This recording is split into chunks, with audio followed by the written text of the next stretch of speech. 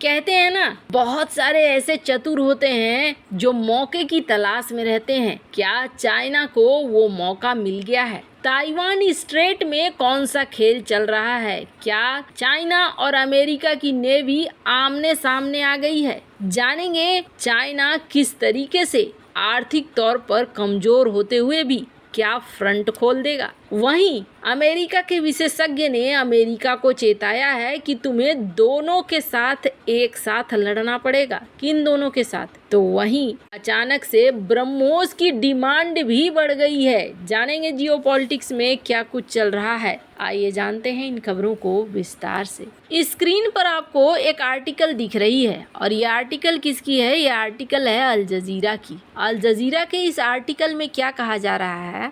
America को एक सलाह दे रहा है अमेरिका का ही commission, congressional review of US strategic posture. ये क्या कह रहा है? ये कह रहा है कि तुम्हें तैयार रहना होगा, तुम्हें दो फ्रंट पे लड़ाई लड़नी होगी और दोनों देशों के साथ लड़ाई लड़नी होगी। ऐसे आसार होंगे। कौन से दो देश? तो आपको बता दें, दो देश चाइना और रूस, इन दोनों के साथ तुम्हें लड़ना होगा। ये बात उनके एक्सपर्ट उन्हें समझा रहे हैं। क्या ऐसा कुछ चल रहा है? आपको बता दें, इजराइल और हमास के बीच इधर तो झगड़ा चल ही रहा है। ईरान की एंट्री होने की संभावना भी बताई जा रही है और ये भी बताया जा रहा है कि अगर हालात कंट्रोल में नहीं आए तो फिर यहाँ पर बवाल और ज्यादा बढ़ेगा। कई और देश भी अगर इसमें शामिल हो गए तो कोई बड़ी बात नहीं होगी। आपको बता दें, इजराइल की तरफ से खुलेआम नोटिस दी गई है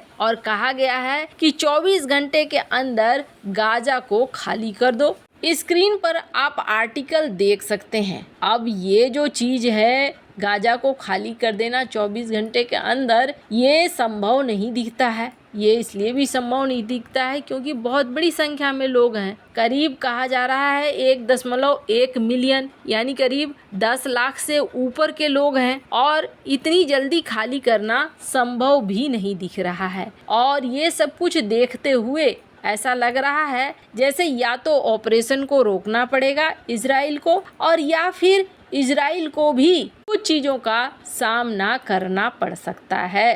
कहने का अर्थ ये है कि यहाँ पर मामला हल होता हुआ अभी नहीं दिख रहा है, और जब यहाँ हल होता हुआ मामला नहीं दिख रहा है तो वहीं दूसरी तरफ एक और खबर आ रही है और स्क्रीन पर आप आर्टिकल देखिए। इस खबर में ये कहा जा रहा है कि चाइना ने अपने फाइटर जेट भेजे हुए हैं और चाइना ने ये फाइटर जेट कहाँ भेजे हुए हैं? अमेरिकी नेवी के ऊपर भेजा है। अमेरिका की नेवी कहाँ थी? अमेरिका की नेवी ताइवान स्ट्रेट में पेट्रोल कर रही थी, यानी कि ताइवान की सुरक्षा के लिए अमेरिकन नेवी 7th फ्लीट यहाँ पर घूम फिर रही थी और इसे समझाने के लिए, इसे धमकाने के लिए चाइना ने अपने फाइटर जेट भेजे हैं। और न सिर्फ फाइटर जेट भेजे हैं बल्कि चाइना ने ये भी कह दिया कि हम यूएस नेवी को समझाना चाहते हैं कि आप यहाँ पर मत घूमिए, ये इलाका हमारा है। अब चाइना आमने सामने हो रहा है अमेरिकी नेवी के। दरअसल बात यह है कि जिस तरीके से जियोपॉलिटिकल सिचुएशन बन रहा है ना,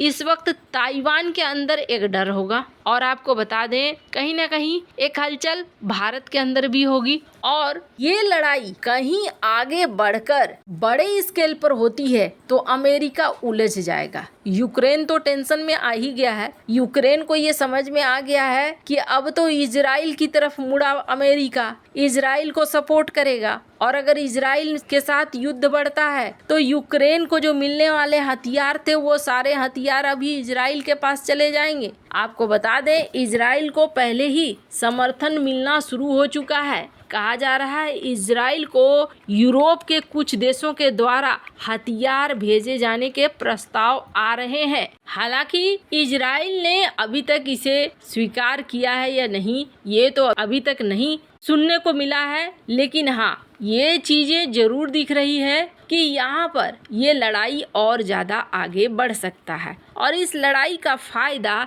चाइना उठा सकता है। हो सकता है जब ये लड़ाई काफी पीक पे हो तब चाइना ताइवान पर हमला कर दे और ऐसा करना आसान भी होगा चाइना के लिए, क्योंकि ताइवान को घेरने की वो प्रैक्टिस कई महीनों से कहें तो कर रहा है। बार बार फाइटर जेट भेजता है और बार बार ताइवान को फाइटर जेट देख देख के तो अब ऐसा है हो गया है कि उसे आदत हो गया है कि आता है और चला जाता है, आता है चला जाता है। एक दिन क्या होगा, ऐसे ही आएगा चला जाएगा और अगली बार आएगा तो नहीं जाएगा। खैर, ऐसा होने का संभावना भी है और जब इस तरीके का माहौल बनेगा तो अमेरिका चाहकर भी कुछ नहीं कर पाएगा, क्योंकि वो सबसे पहले इजराइल को बचाएगा। आप देखें जिस तरीके से अमेरिका ने अपने 2 युद्धपोत कैरियर ग्रुप को भेज दिया इजराइल की रक्षा के लिए, ऐसा अभी तक यूक्रेन के लिए भी नहीं करा है अमेरिका ने। तो इजराइल उसके लिए क्या मायने रखता है, ये चीजें साफ साफ दिख रही हैं। तो कहीं न कहीं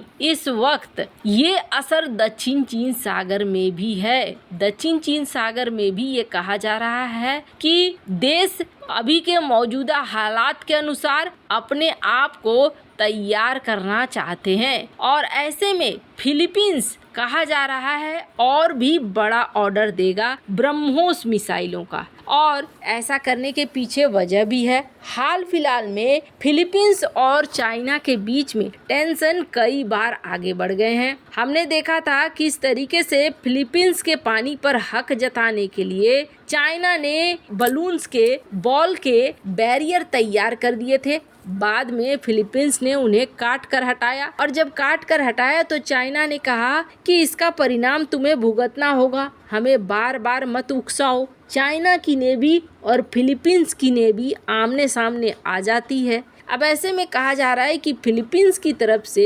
ब्रह्मोस के ऑर्डर दिए जा रहे हैं भारत को बड़ी संख्या में। हालांकि पिछला जो ब्रह्मोस का ऑर्डर है ये इसी साल दिसंबर महीने तक कहा जा रहा है ये फिलीपींस को पहुंच जाएगा। इसके बाद एक्स्ट्रा ब्रह्मोस के लिए ऑर्डर देने जा रहा है फिलीपींस और भारत भी लगातार ब्रह्मोस को लेकर नए नए परीक्षण कर रहा है। हमने आपको बताया था 2 दिन पहले ही भारत ने 4 ब्रह्मोस मिसाइलों को दागा और इन ब्रह्मोस मिसाइलों में अलग अलग वेराइटी थी, अलग अलग तरीके से इसे जांचा परखा गया। कहा जा रहा है कि ब्रह्मोस को लेकर भारत भी बहुत ज्यादा आक्रामक दिख रहा है। भारत भी अपनी तैयारियों को मजबूत रख रहा है। अब वैसे भी अगर ये युद्ध बहुत ज्यादा बढ़ता है तो इजराइल को भी हथियारों की जरूरत हो सकती है और दूसरी बड़ी बात यह है इजराइल को अगर जरूरत ना भी हो तो भारत को अपनी तैयारियां रखनी होंगी। अगर इजराइल युद्ध में फंस गया